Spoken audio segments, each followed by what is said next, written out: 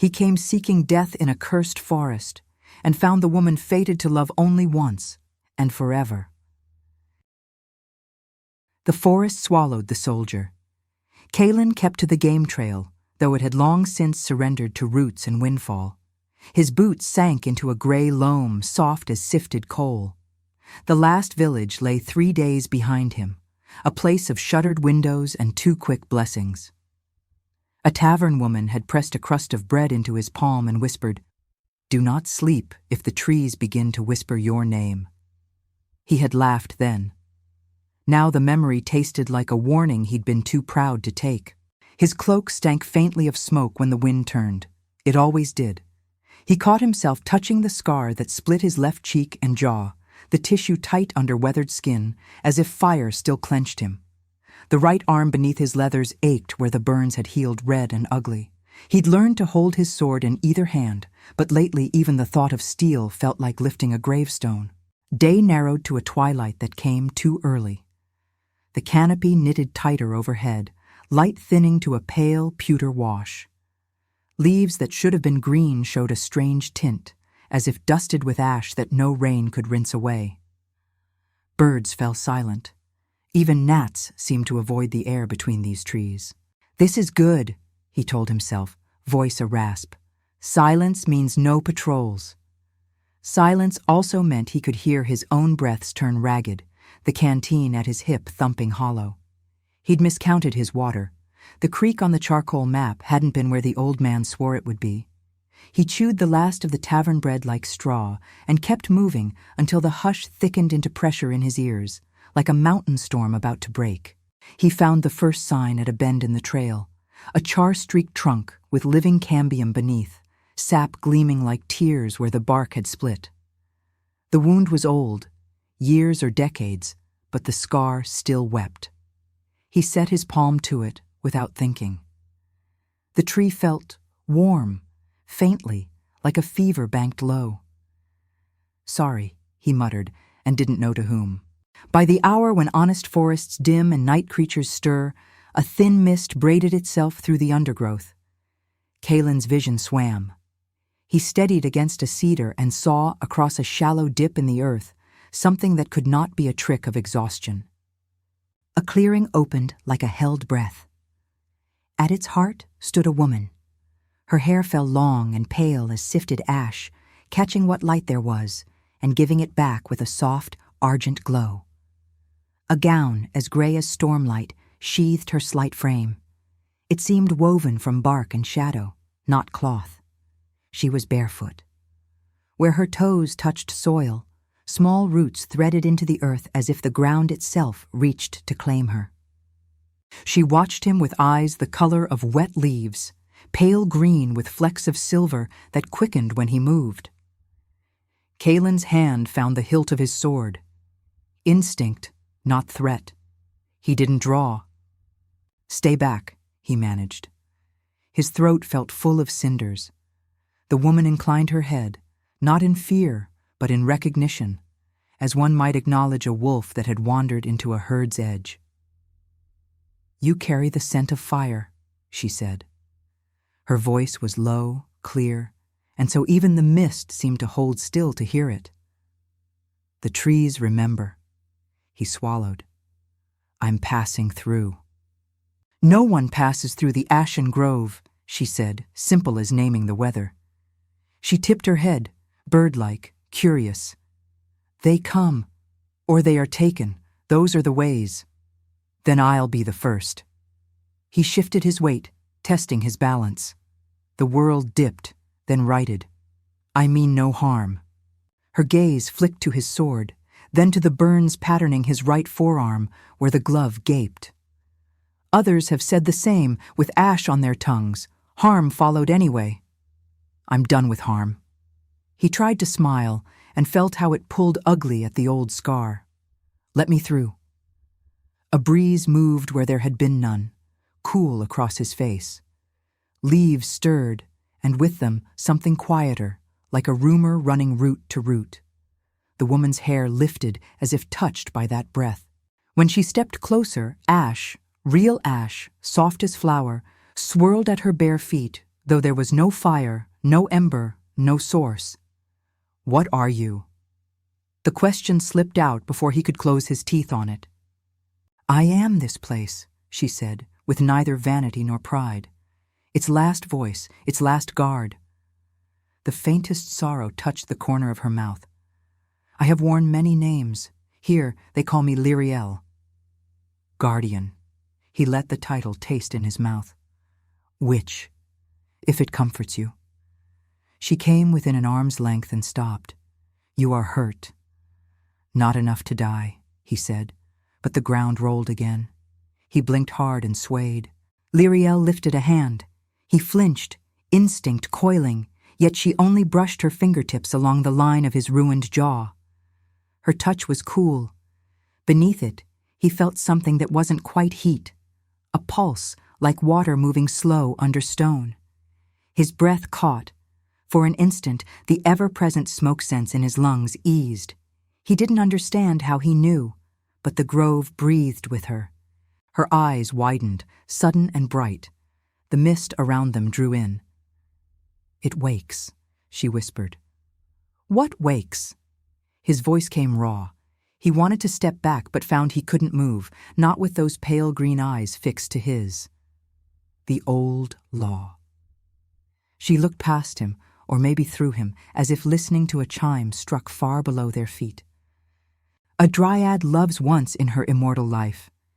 If that love is refused or lost, the grove fails and she falls with it. Her focus returned, narrow as a blade's edge. "I thought I had outrun that doom. I am wrong." The word Dryad should have sounded like a folk tale told to frighten children from poaching. Instead, it fitted the clearing the way a key falls into a lock. Kaelen laughed once, short and choked. "You can't mean—" "I do not choose," she said. It wasn't apology. It wasn't triumph. "Fate is a root that does not ask where it grows. You crossed into it." "I crossed into a forest." "Into me!" He took the step back his body had been begging for and nearly overbalanced. He gouged his boot heel into the loam and caught himself. "I don't want—" He caught the lie bleak and early. "I can't give you what that kind of curse demands. I've nothing left. You want a prince, a saint." "I want nothing." For the first time, something like anger lit under her calm. The ash at her feet lifted in a small halo. "Understand me, soldier. This is not your boast to refuse or your charity to grant. The bond is a law older than your empires. It wakes or it does not. With you, it woke." He stared at her until the edges of the world fuzzed. "Then end it." "Would that I could." Lyrielle's voice gentled. "You are thirsty. Come." He almost told her no. Pride had kept him alive past reason. It could not keep him standing. When she turned, he followed because the alternative was falling on his face. She guided him along a path he would have sworn had not existed when he'd arrived. Trees leaned aside for her and closed behind them. The mist thinned to a silver veil that brightened, and there, tucked into a bowl of stone, lay a pool so clear it seemed made of air. Lyrielle knelt and dipped her hand. "Drink." He crouched, palms shaky against the rock. The water smelled faintly of crushed leaves and rain. He cupped and drank. Cold slid through him like a clean blade, cutting thirst, cutting fever. He drank again and again until shame whispered that he was greedy, that he knelt like a supplicant before a shrine. He wiped his mouth with the back of his hand and found it trembling. "Better," she said, and the word wasn't quite a question. He nodded.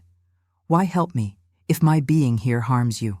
Because the grove remembers mercy, because I do." She looked past him, listening again to that deep, secret bell. "And because if you die here, the bond tightens around your absence. Roots grow toward emptiness. They break stone. Then I should go." He rose too fast. The world cooled, then popped with lights at the edges. He steadied on a trunk veined with pale lines like sleeping lightning. "If I leave now, you will not find the border."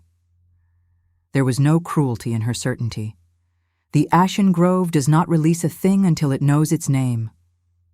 She stepped closer, within reach, but didn't touch him. "Tell me yours." "Kaelen," he said, because denying a name in a place that asked for it felt like spitting at a shrine. "Kaelen," Lyrielle repeated, and the trees seemed to respond, a faint creak, a settling, a dark bird, far away, testing a note, and then going quiet. "Rest. When you wake, we will speak of ways that do not kill either of us. I'm not—" He meant to say tired, but the word unraveled. His body had been waiting for permission. Now that it had been granted, it would not be argued with. He lowered himself against the stone lip of the pool. The rock was warm as a sunlit step. Lyrielle stood above him, pale hair shifting in a wind he could not feel. "Sleep, Kaelen." She lifted her hand, palm outward. A faint, vine-like sigil shimmered across her skin, then softened. The weight that pressed in his ears eased. The old ghost smoke in his lungs thinned to a thread. His last clear thought was that he had not dreamed peace in years. He dreamed it now, not fire, not screams, but rain whispering through leaves that did not burn. He woke in moonlight. The mist had gone to silver gauze. The pool glowed faintly, as if lit from its own depth. He pushed up on his elbows and froze. Shapes moved at the edge of the clearing, not deer, not wolves, men. Their whispers had the clipped rhythm of those who think themselves hunters. Iron hissed. A torch flared and guttered without catching, as if the air itself denied flame. Lyrielle stood between Kaelen and the tree line, as quiet as a boundary stone. Her profile was all sorrow and resolve. "Back to your burrows," a man's voice called from the dark, mocking. "We have business with the Witch of Ash." Kaelen's hand found his hilt, old instinct slotting into its cruel, familiar groove. He felt Lyrielle's gaze like a hand on his shoulder. "Stay," she said, soft and absolute. The grove listened. The ash lifted. And the forest, which had held its breath all day, began, very softly, to speak. The forest did not sleep. When Kaelen woke, the moon had faded into gray dawn. The air smelled of rain that never fell. Mist ghosted through the trees, trailing ribbons across the ground. His back ached from sleeping on stone, but the ache was clean. No fever, no burning lungs. Lyrielle knelt beside the pool, fingers resting on its surface as though listening through the water. Her hair caught the dawn like frost. She did not look up when she spoke. "You shouldn't have drawn steel last night." He blinked. "Those men were turned away." Her tone was calm, but he heard the fatigue beneath. The grove does not welcome iron. It withers what it touches. Kaelen pushed upright, groaning. "They called you witch. You've earned a reputation. A name is what remains when truth is forgotten." She finally looked at him. "Why do they hunt you, Kaelen of the burnt lands?" He hesitated. "Deserter's a kinder word than murderer." Her expression did not change, but the trees creaked softly around them, as if echoing her attention. "Tell me." He rubbed the scar along his jaw. "A village caught between lines. Orders were to burn it, so the enemy couldn't take supplies." His voice hardened. "Children don't look like soldiers until they scream." Silence fell again, heavy but not accusing. Lyrielle's eyes softened. "You carry fire inside you still. That is why the grove woke. It knows its reflection." He huffed a bitter laugh. "If this forest has any sense, it'll keep sleeping." Perhaps it wishes to forgive itself. Something in the way she said forgive tugged at him, an old word, unused. He turned away, unwilling to meet her gaze too long. "If you want me gone, show me the way out." Her lips parted, but before she could answer, a ripple shivered through the soil. The pool trembled. Across the water, a faint shadow moved, rootless, sinuous. Kaelen's hand went to his sword again. Lyrielle rose. Do not draw. The shape coalesced into a dark figure at the tree line, not man but mist given hunger. Hollow eyes gleamed pale blue. When it opened its mouth, the sound was the hiss of flame through wet wood. Kaelen swore under his breath. What is that? The memory of fire, she said quietly. When men burn forests, not all the dead stay gone. He stepped forward instinctively. Then let me fight. She lifted a hand. Your steel will only feed it. Her other hand touched the air, and vines erupted from the ground, thick and veined with light. They coiled around the phantom, constricting until it burst into ash that settled harmlessly to earth. Kaelen stared. The glow on her skin faded, leaving her pale and trembling. He moved before thinking, steadying her with a scarred hand to her shoulder. Her pulse fluttered beneath his touch. You're bleeding. She glanced down. A thin line of dark sap traced her arm. The forest feels what I feel. When it's wounded, so am I. Then stop protecting it. I cannot. She met his eyes, unwavering. It is what I am. He wanted to argue, but the tremor in her fingers stopped him. Instead, he said, softer, then at least rest. She almost smiled. Do soldiers command spirits now? Only the stubborn ones. They made camp beside the pool. Kaelen built a small fire from damp twigs despite her disapproval. The flame was weak and blue, but human warmth mattered more than light. Lyrielle watched it warily, the way one might watch an old enemy. You hate it. I fear it, she admitted. Fire creates and destroys. You bear both marks. He turned a stick in the embers. You keep saying the grove woke. What does that mean? Every age the forest sleeps and dreams. When something trespasses that can change its fate, it stirs. Sometimes for love, sometimes for ruin. She looked at him with that unnerving stillness again. You woke it, and me. Kaelen shook his head. You speak as though I chose that. No one chooses destiny. He met her gaze. Then why do I feel like I'm being punished for mine? Because you still think punishment is all you deserve. Her words struck deeper than he wanted to admit. The silence that followed was not uncomfortable. It was heavy with things neither yet knew how to say. As dusk settled again, he found himself watching the way the ash motes drifted around her, catching faint light. She seemed both there and not there, more spirit than flesh, yet when she reached for a fallen branch, her hands were steady, mortal. Lyrielle, he said quietly, what happens if this bond of yours grows? Her eyes flickered toward him. It consumes. Both of us? If it completes, I am no longer bound to the forest. My life becomes mortal. The grove may wither, or it may renew under your blood. No Dryad has lived to see which, he frowned. So loving me kills you, or saves us both. The law does not reveal its ending. He stared into the fire, seeing faces in every spark. Then maybe we don't test it. Lyrielle tilted her head. And live pretending it doesn't exist? Yes. Then you will die pretending as well. Her tone was mild, but it struck with the force of truth. He wanted to look away. He couldn't. Later, when she thought he slept, Lyrielle knelt at the edge of the pool again. The moon had climbed high, silvering the grove. She whispered words older than human speech, and faint tendrils of light moved across the water, forming patterns like veins. Kaelen watched through half-lidded eyes. Her hair glowed faintly where the strands brushed her shoulders.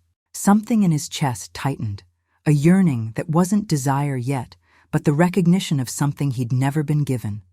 Peace that didn't demand payment. He sat up quietly. What are you doing? She turned, startled, listening. The grove speaks of the ones who hunt you. They linger near the borders, lost, but anger is a compass that always finds a way. Then I have to lead them away. No, she said sharply, standing. Leave this grove, and your bond will tear both of us. You think to save me. You would only bind me to your death. I can't sit here waiting for them to find you, and I cannot watch you burn the world again out of guilt." The words hung between them, sharp as blades. He exhaled slowly. "You see everything, don't you?" "I see what pain makes visible," she said, and her voice softened. "But I have not seen all of you yet."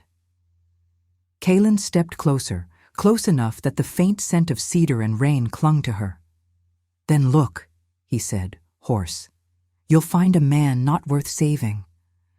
Her hand lifted, fingers brushing the burn on his cheek. "And yet, here you stand, still choosing to save others. Perhaps worth is not what you think." Something broke in him, quietly, like bark splitting after frost. He caught her hand against his face, not roughly, but as though anchoring himself to something real. Lyrielle. The name trembled in the air between them. For a heartbeat, the grove seemed to breathe with them. The ash fell slower. The faint whisper of leaves sounded like a sigh. Then she drew her hand back, and the moment passed. "We will need each other before dawn," she said, voice steady again. "The hunters come with flame." That night, Kaelen did not sleep. He sat by the dying fire, sharpening his dull sword with the edge of a stone. Each scrape of metal was a vow unspoken. When he finally looked up, Lyrielle was standing at the pool's edge, her reflection wavering in the silver light. He rose and joined her. "If I stay," he said, "I'll bring war to your grove." "If you leave," she murmured, "you'll bring death to mine." They faced each other across the mirror of water, the first rays of false dawn brushing the ash-pale trees. Somewhere beyond, torches moved like fireflies, too many, too bright. Kaelen's jaw tightened. "Then we make our stand here." Lyrielle nodded once. "Then we make it together." The grove shivered, leaves whispering, roots waking beneath the soil. And as light climbed through the branches, Kaelen realized that for the first time in years, he was no longer running. The morning came soft and silver. Mist pooled between the trees like water seeking a low place, carrying the scent of damp moss and something faintly sweet, sap perhaps, or bloom from a flower that no longer existed anywhere but here. The forest seemed alive again. Birds sang, cautious and brief, as if testing a forgotten melody. Kaelen rose from his makeshift bed by the ashes of the fire. His back hurt, his muscles protested, but something inside him, something quieter, had changed. The endless ringing in his mind, the phantom screams of battle, were gone. The grove had smothered them as surely as it had smothered flame. Lyrielle stood in the shallows of the pool, her feet hidden beneath rippling water. Sunlight pierced the canopy in narrow beams, striking the silver of her hair. She moved her hands through the current, murmuring to the reflections that gathered there. Faces of the trees, he thought, or memories too old for his kind to name. When she noticed him, she smiled faintly. "You slept." "Did I?" He rubbed his neck. "Feels like I dreamed a century. Time bends in sacred ground." She stepped toward him, water running from her gown in silver rivulets that vanished before they reached the soil. "The grove listens when you rest. It needed to know you meant no harm." "Did it decide yet?" "It listens still." Kaelen huffed a quiet laugh. "That's not a no." She studied him, amused despite herself. "You speak to the forest as though it were a general to bargain with." "Habit." He crouched near the pool, cupping the water again. It was cool, clear, and faintly sweet, with a taste like rain on old stone. In war, everything listens only if you make it. Then perhaps we are not so different. The words hung between them, gentle and unsettling. He looked up to find her gaze fixed on him, not as curiosity now, but recognition.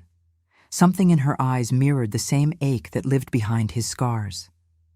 By midday, they had walked deeper into the grove. Kaelen insisted on scouting the border. Lyrielle walked beside him, each step soft and sure. She touched trunks as they passed, and the bark seemed to pulse faintly under her fingers, the same rhythm that sometimes echoed in his chest when she looked at him too long. "Do the trees truly hear us?" he asked. "They feel what we feel. When I was alone, they mourned. When I laugh, they bloom." He raised a brow. "And now?" She hesitated. "They are confused. You are something they do not understand. Fire and flesh, yet your heart beats with roots." Kaelen smiled faintly. "I suppose that's a compliment." She tilted her head. "Perhaps." Then quieter. "You have changed the song of this place." "How?" "Before you came, it was only sorrow." They stopped near a fallen oak whose trunk had split into two arches, forming a natural doorway. Beyond it, the air shimmered faintly, the grove's inner sanctum, Lyrielle explained. Few mortals had ever seen it. The heart tree stood there, ancient beyond reckoning. "Why show me this?" Kaelen asked. "Because you are already part of it," she said simply, "whether you accept it or not." They passed beneath the arch. The light shifted instantly, warmer, alive. Thousands of silver leaves glimmered in spiraling currents, though no breeze moved. In the center rose the heart tree, colossal, bark smooth as marble, its trunk glowing faintly from within. Veins of light ran upward through its roots, pulsing softly, like blood beneath skin. Kaelen stood awed despite himself. "I've never seen anything like it." Lyrielle approached the tree and placed her palm against its surface. The glow brightened, responding to her touch. "This is where I was born. My first breath came from its roots. Every Dryad's heart beats with the tree's pulse. And if it dies, I die with it." He frowned. "So if those men burn the grove, then the grove burns me." Something inside him hardened. He reached instinctively for his sword hilt, then stopped, remembering what she'd said about iron. Instead, he laid a hand flat against the bark beside hers. To his shock, warmth surged through him, not gentle warmth, but fierce, vital heat, like sunlight condensed into breath. Lyrielle inhaled sharply. "Kaelen." "What is it?" "The bond. It answers." Her voice trembled with wonder and fear. "Do you feel it?" He did. The pulse ran from the tree through his arm, through his chest, through every scar and wound he carried. For the first time, they didn't ache. They burned clean. Then her hand slipped into his almost by accident, fingers brushing his palm. The current grew stronger, golden light weaving between their joined hands. The forest responded, leaves whispering, branches bending as though bowing. Kaelen stared at their hands, the glow surrounding them like flame that did not consume. "What's happening?" "The grove recognizes us," she said softly. "It accepts the bond." "And what does that mean?" "That it no longer fears you." Her smile was faint and sad. "But I do." He turned to her. "Why?" "Because love is not meant to feel like this," she whispered. "It's too much too soon. It feels like remembering something I never lived." Kaelen swallowed. "Then we fight it." "Can you fight your own heartbeat?" He looked at her, at the faint light tracing the curve of her jaw, the tremor of her lashes as she blinked. The words caught in his throat. "I can try." They sat beneath the heart tree as evening settled. Lyrielle told him stories, how the first forest sang before humans learned speech, how every spark of fire was born from a tree's dying breath. Kaelen listened, half in disbelief, half entranced. When she asked about his world, he spoke haltingly of battlefields and burned villages, of comrades turned to ash, of his shame. She listened without flinching, her eyes luminous in the half-light. "I used to think the gods watched us," he said. "Now I think they just turn away." "Perhaps they watch through other eyes," she murmured, "through those who still choose mercy when it costs them everything." He looked down. "You think I'm merciful? You saved a dying forest simply by staying your blade." "That wasn't mercy," he said bitterly. It was exhaustion. Sometimes they are the same.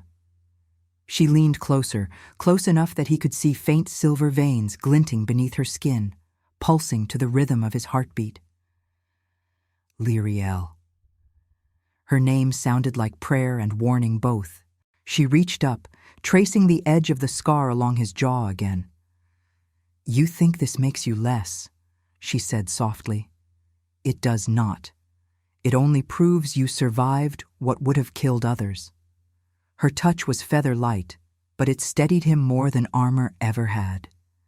He caught her wrist gently. "If this bond is real, if loving me destroys you." She silenced him with a fingertip to his lips. "Then let it destroy the part of me that fears living." And then she kissed him.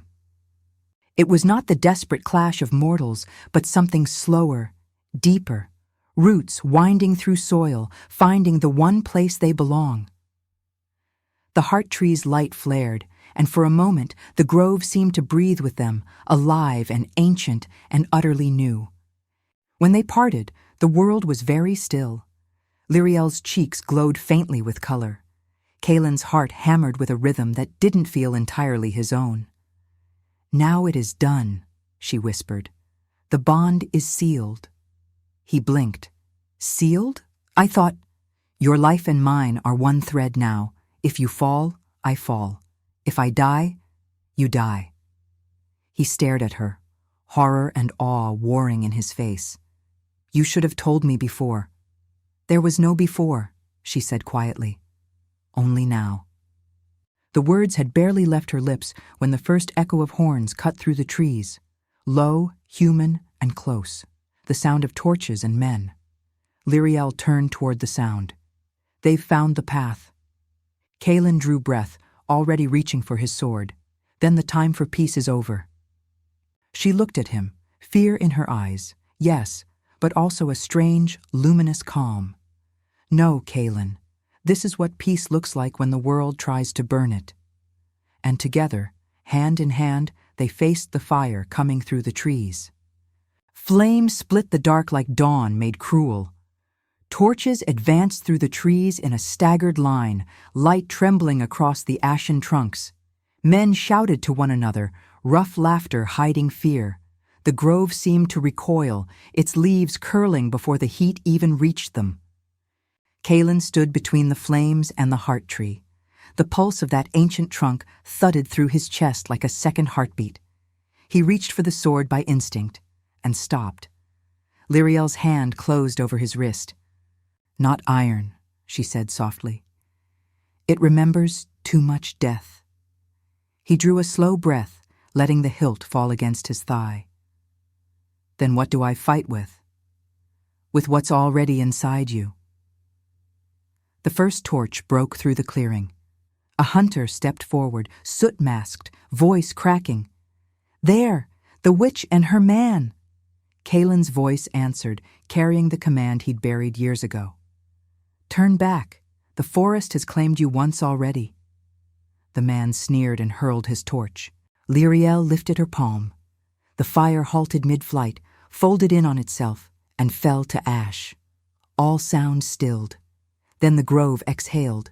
Roots speared upward, curling around the nearest attackers like serpents.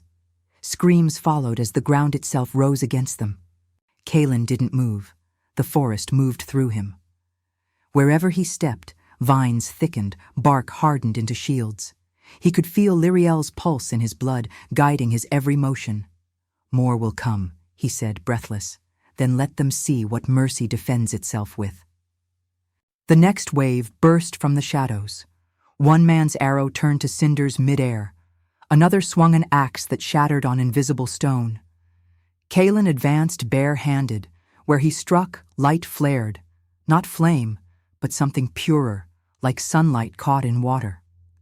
The hunters broke ranks. Panic eroded discipline. Still one, a tall brute with burn scars down his neck, pushed through, clutching a torch bound in pitch. "Burn it all!" he roared. He flung the brand toward the heart tree. Kaelen ran. No blade, no shield, just momentum and will. He caught the torch bare-handed, fire bit deep, searing old scars open, yet he didn't release it.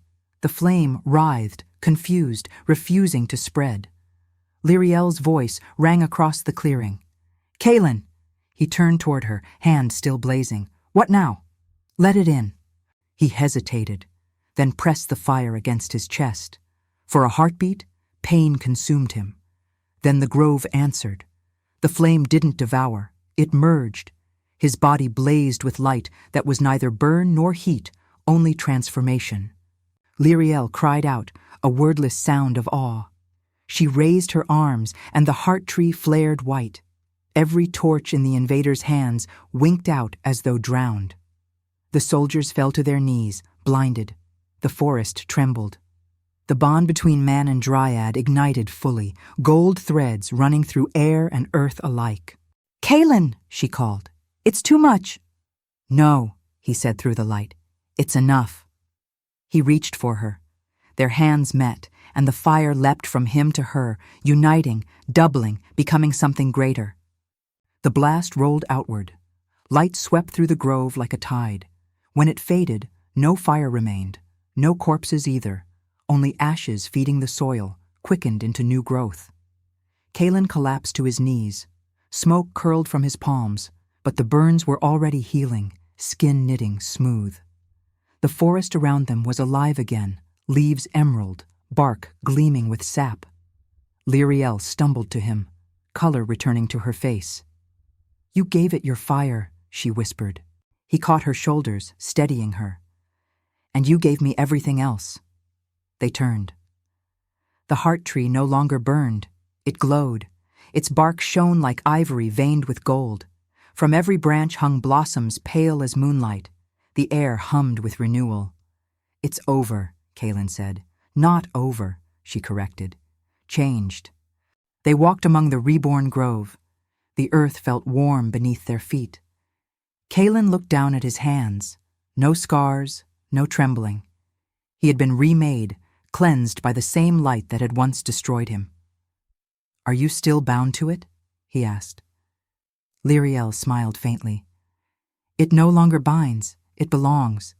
The grove lives through us now." "And us?" "We live through each other." She leaned into him, tired but radiant.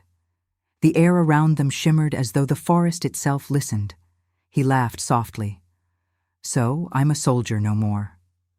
"No," she said, resting her forehead to his. "You are its keeper." Dawn spilled through the canopy, golden and alive.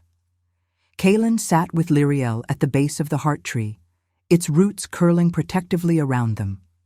Beyond the grove, the world still smoked from men's torches, but within these borders the air was clear, heavy only with the scent of rain and new blossoms.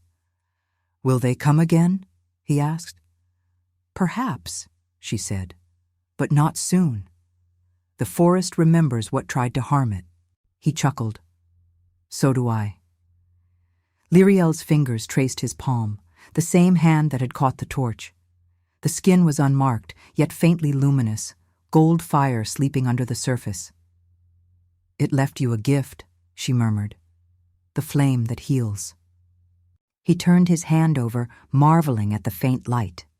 "And you?" "I am mortal now." She smiled, small and real. "But eternity isn't measured in years. It's measured in who waits beside you." He wrapped an arm around her shoulders, drawing her close. "Then we have forever."